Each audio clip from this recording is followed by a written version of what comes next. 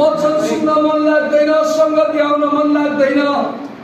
धेरैजना विश्वासीहरूलाई यो किन भइरहेको छ भन्दै गर्दाखेरि नि हामी कार्यमा परिणत गर्न सकिरहेका छैनौँ।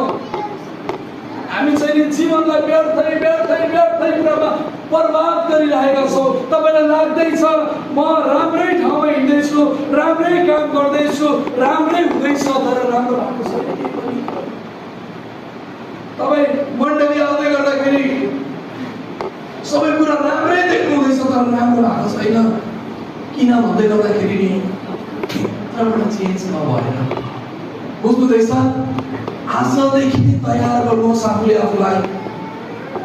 तपाईँ सेमिनारमा गएर मात्र चेन्जेस हुने होइन, तपाईँ बाइबल कलेज गएर मात्र चेन्जेस हुँदैन, तपाईँ ठुल्ठुलो ट्रेनिङ गएर मात्र चेन्जेस हुने होइन। तपाईँ चेन्ज हुन चाहिँ एकान्त परमेश्वरको सङ्गबाट। आमेन, आमेन। यो कुरालाई बुझ्नु पर्छ।